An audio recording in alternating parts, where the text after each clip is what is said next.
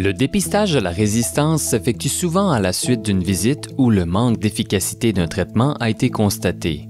La résistance se manifeste par la diminution notable de la sensibilité d'une population de mauvaises herbes à un herbicide.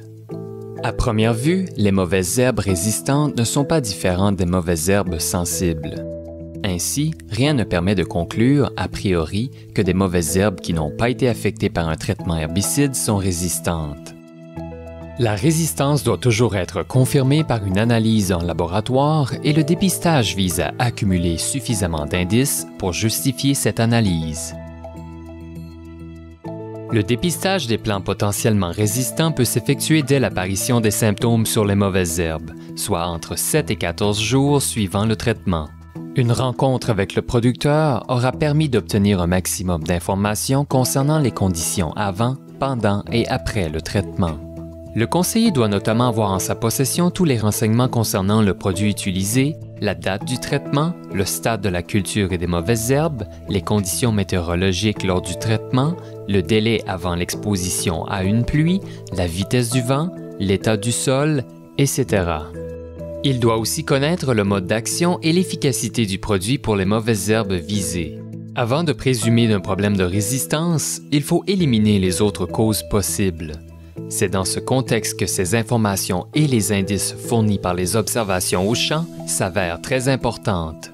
Après avoir examiné les zones non traitées, s'il y a lieu, le conseiller recherche sur l'ensemble du champ les plants de mauvaises herbes qui ont survécu au traitement. Il note les espèces, leur stade de développement, leur densité et leur distribution en prenant soin de s'arrêter dans les zones où il observe des échappées.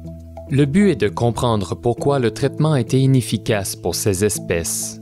Le conseiller choisit un parcours qui satisfait une couverture optimale du champ afin d'obtenir le meilleur portrait possible de la problématique en fonction du temps dont il dispose pour le dépistage.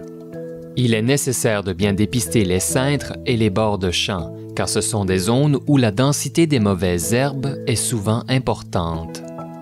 Un des principaux indices qui laisse présager la présence de plants résistants est de ne retrouver que des plants de la même espèce dans certaines zones, alors que les autres espèces énumérées sur l'étiquette ont été très bien contrôlées par l'herbicide. Le conseiller doit avoir une bonne connaissance de l'efficacité estimée des produits utilisés sur les espèces rencontrées au champ, car l'efficacité d'un produit peut varier d'une espèce à l'autre. Dans cette zone non traitée, on peut voir les mauvaises herbes présentes à l'origine dans le champ. Ailleurs, toutes les espèces autres que l'herbe à poux ont été supprimées.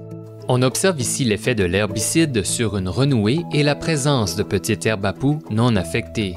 Ces deux espèces sont habituellement affectées par l'herbicide, mais dans ce cas-ci, seule la renouée est affectée.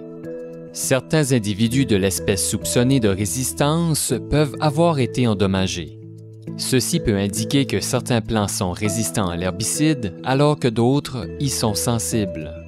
Ici, on peut voir les symptômes associés aux herbicides du groupe 2 sur un plant de petite herbe à poux alors que le plant voisin est en bon état. La présence de plants de petite herbe à poux affectés démontre que le traitement est efficace sur certains plants, mais inefficace sur d'autres. Les plants de mauvaises herbes résistants sont souvent regroupés parce que les graines sont tombées à proximité du plant mère. Ces petits îlots indiquent que la résistance n'est pas étendue à l'ensemble du champ, mais qu'elle est présente à certains endroits seulement. Il est possible d'effectuer un test génétique afin de confirmer un cas de résistance. La collecte de tissus végétaux s'effectue simplement en plaçant un morceau de jeunes feuilles dans une enveloppe de papier que l'on insère ensuite dans un sac de type Ziploc, contenant du gel de silice. Un test génétique a toutefois ses limites. Il permet de détecter des séquences d'ADN de résistance connues, mais la présence d'un mécanisme de résistance non connu demeure possible. Pour cette raison, advenant un résultat négatif, il est nécessaire d'envoyer un échantillon de graines matures au laboratoire en vue d'une analyse par la méthode classique d'arrosage afin de vérifier si les plants sont résistants ou non. La collecte des graines, à la fin de l'été ou à l'automne lorsqu'elles sont matures et viables, permet de déterminer hors de tout doute si l'espèce est résistante ou sensible à un ou plusieurs herbicides. Les résultats de ces tests de résistance, qui nécessitent plusieurs mois, serviront les années suivantes à planifier la stratégie gagnante qui permettra de lutter efficacement contre les espèces résistantes en utilisant les groupes d'herbicides appropriés. Lors de sa sortie du champ, le conseiller doit s'assurer que ses vêtements, ses chaussures et son équipement sont exempts de terre, de graines de mauvaises herbes ou de tout autre résidu organique.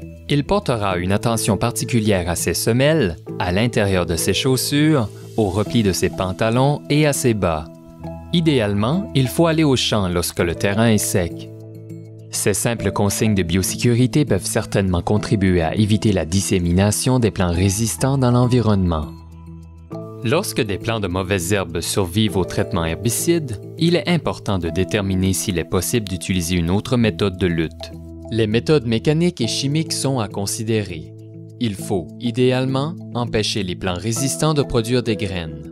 Elles finiraient par constituer la plus grande partie de la banque de graines de cette espèce dans le sol.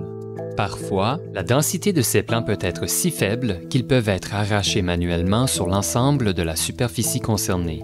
Il peut être approprié de le recommander aux producteurs. L'arrachage des plus gros plants, notamment, permettra de diminuer ou retarder la dispersion de la mauvaise herbe.